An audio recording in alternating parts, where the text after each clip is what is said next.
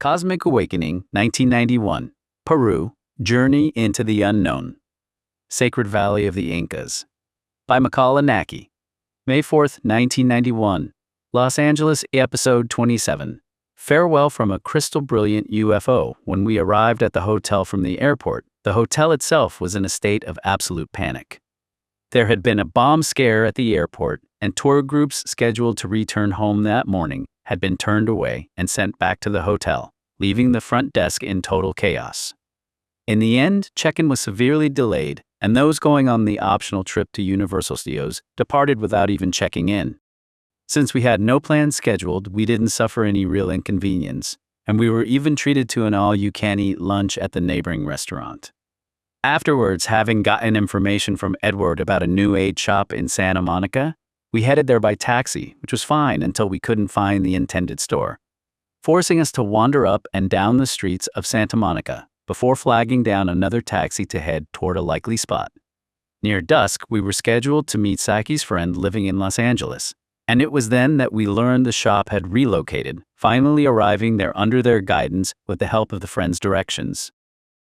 Inside Nature's Own, the shop was packed with massive amethyst and crystal geodes, fossils, countless mineral specimens, and exquisite crystal-crafted jewelry. We spent nearly 2 hours shopping in the store, and one of the women went on a spending spree, seizing the opportunity to buy everything in sight, drawing laughter from everyone. Guided by Saki's friend and her husband, we had dinner at a Tex-Mex restaurant near the harbor. From the moment we were moving in the car, my forehead began to throb, and my head felt as though it were wearing that familiar tight cap, making me certain a UFO must be nearby.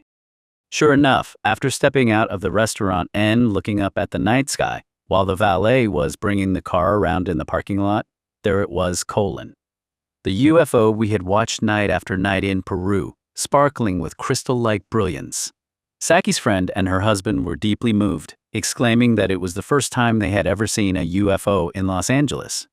Memories of those days filled with endless UFOs in the Sacred Valley came rushing back, and I felt a deep wave of nostalgia for them. Returning to the hotel, Saki and the others stayed up talking in the restaurant, but I was so overwhelmingly sleepy that I went back to my room alone and promptly drifted off to sleep before I even knew it. Sometime later, Tadashi returned, and he headed out alone to Saki and the others' room. As morning approached, I was woken up by a telephone call right in the middle of deep slumber, and rubbing my sleepy eyes, I headed to Saki and the others' room. One of the women had ordered morning coffee through room service, and together we watched the Los Angeles sunrise. Gradually, the temperature in the room rose, the purple night sky slowly shifted to yellow, and before long, the entire sky was dyed red. Low-strung clouds turned to brilliant crimson, and for a while, we sat speechless, captivated by that vivid, burning red sunrise. It was a dawn fit to grace the finale of this wondrous journey.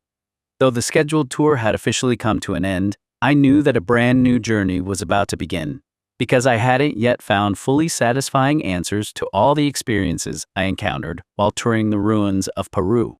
It felt as though this mysterious trip had surfaced entirely new questions. My journey hadn't ended. It felt as though it was only just beginning right now. The journey contained so much that defied conventional common sense, and true to my premonitions, and exactly as Jaziwa had said, my life changed dramatically. We gathered our luggage and headed for the airport. There, it was time to say goodbye to Edward, and we took turns shaking his hand and embracing him tightly. Edward sent us off with a warm, smiling expression. Reluctant to let go, we rode the escalator upward, holding back our tears and waving goodbye to Edward with smiles on our faces. I figured there would come a day when we would meet him again in Japan. Yet, that autumn, he canceled the scheduled Yucatan tour and dropped out of contact entirely. In the end, when we parted ways at the Los Angeles airport, that was the very last time any of us ever saw him.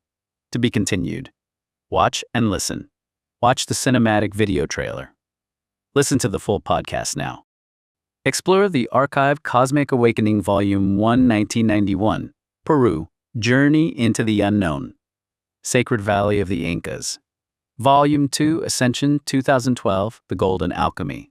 Part 3, The First Contact. Join the journey. New episodes drop periodically. Each chapter delivers a tight, hyper-focused 10 to 30-minute hit of real-life experiences, perfect for your daily plunge into consciousness exploration. Subscribe to support your inner development. Thumbs up to help push our channel through the algorithm. Comment below. Share your thoughts on today's episode.